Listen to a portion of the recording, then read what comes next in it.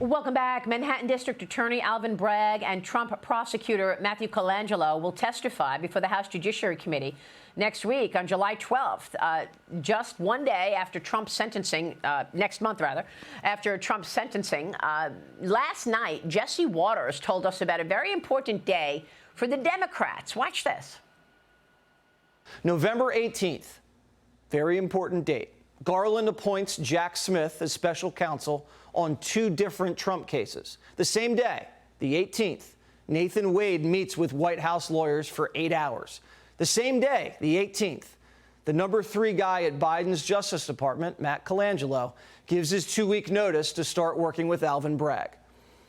What are the chances on the same day the 4 criminal cases against Donald Trump emerge from the Biden administration and come alive? Everything we just reported is well documented. Yeah, November 18th also, the directive from President Biden came 9 days before November 18th. Watch this.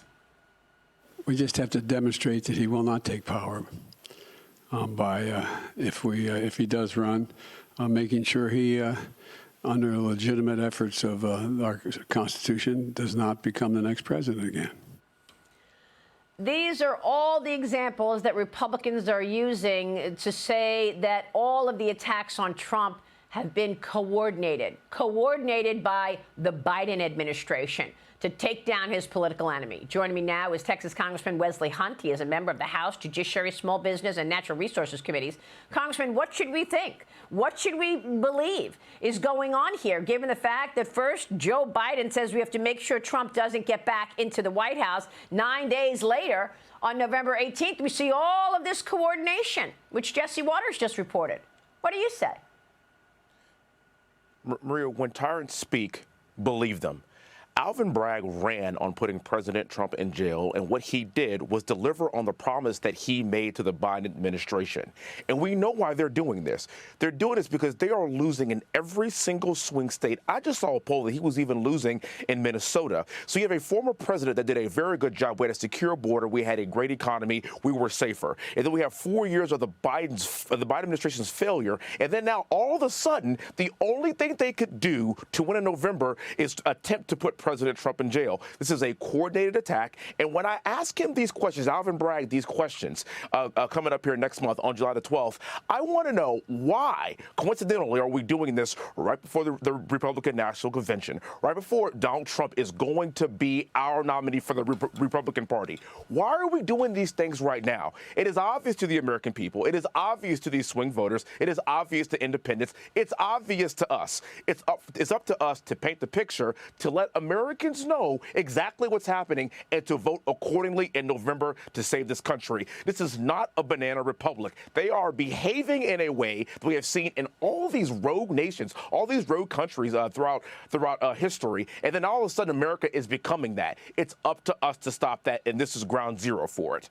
And if it doesn't stop, it just goes on and on and on. Remember, there was no accountability for the Russia collusion lie. Okay, in 2016 and 2015, right, Hillary Clinton's camp came up with this fantastic lie that Donald Trump colluded with Russia to win the election. She pushed it through the agencies of the government, the FBI, the CIA. They drove it viral.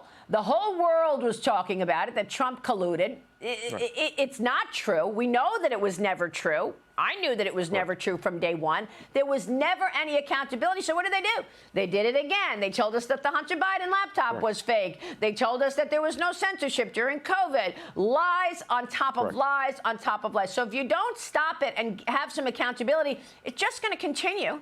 You know that. So you're going to ask. It is. You're going to ask them when they testify if there was collusion and if there was coordination in taking Trump down and with these indictments. Well, of course, I'm going to ask them that, and they're going to lie about it, and they're going to say that it wasn't, and they're going to say that no one is above the law. They're going to lie under oath? Are they going to be under oath? Listen.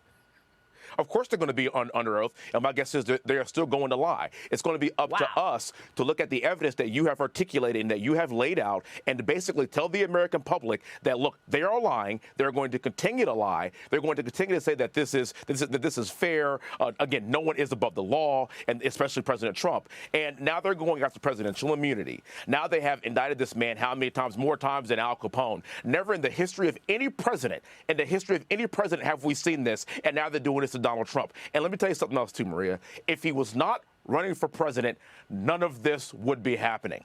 And so my favorite line that President Trump always tells me says, Wesley, they're not coming after me. They're coming after you. I'm just standing in their way. I thank God for his resolve to stand in the breach for the American public and save our Constitution. Well, look, if you're sitting there and you know that the Manhattan DA is lying to you, do you have proof and evidence to say you just lied? And will you go to the mat to ensure that he faces accountability? So first of all, I want to commend Jim Jordan for even bringing this forward and bringing these people in at this time. And again, the proof's in the pudding. The evidence is there. You have laid it out perfectly, Maria. The issue is this.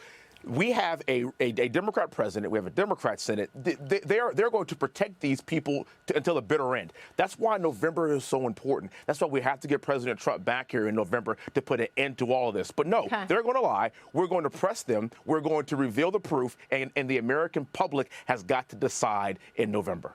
All right, let me get your take on this. A new Emerson College survey shows Trump pulling ahead in 6 key swing states. That's Arizona, Georgia, Michigan, Nevada, Pennsylvania, and Wisconsin. And Trump is even tied with Biden in blue Minnesota.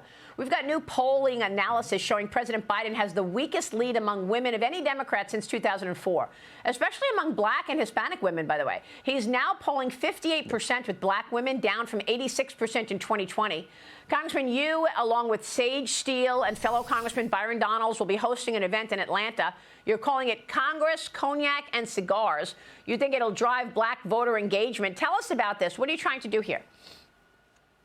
Well, the point that Byron and I are trying to do is we were in Philly two weeks ago doing the exact same event. We're going to be in Atlanta next week. We're going to be in Milwaukee right before the convention. And we are bravely going where Republicans generally have not gone before. We're going to the black community and we are telling people this. Black issues are American issues. Everybody wants a secure border. Everyone wants lower taxes. Everyone wants a better economy. Everyone wants to be safer and feel safer. But what we have not done in the past is actually go to the communities and explain it and articulate it in a way that's acceptable for the black community.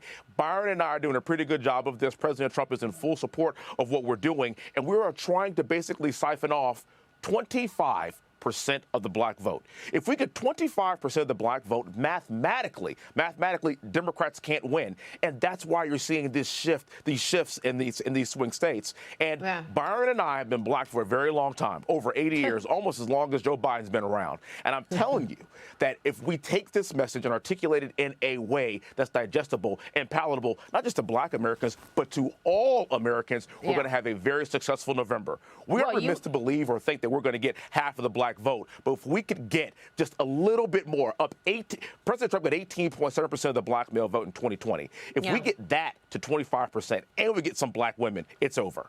Well, I mean, you would think, and I think this is happening, that black, white, I mean, all of us are noticing what's going on as a result of the wide open border. And we're sick to our stomach about it. A new report reveals that transnational criminal organizations are expanding now in the United States.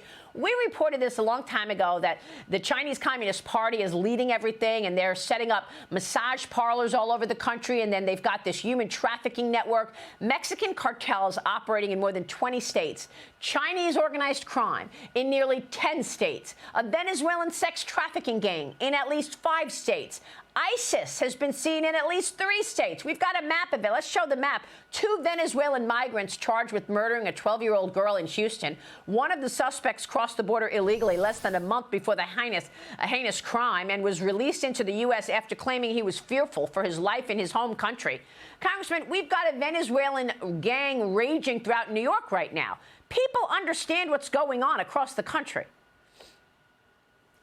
We passed H.R. 2 in the House over a year ago, and Chuck Schumer refused to take it up, and that bill would have fixed all of these problems. They are not serious about our border, and we have had at least 11 million people enter our country illegally. You talk about terrorists, you talk about gang violence. Ma'am, I fought for this country. I'm a combat veteran after 9/11, and I fought for that to never happen again, and we're seeing it ravage our country again. This will stop in November when President Trump is elected. Congressman, thank you for your service to our great nation. We so appreciate you.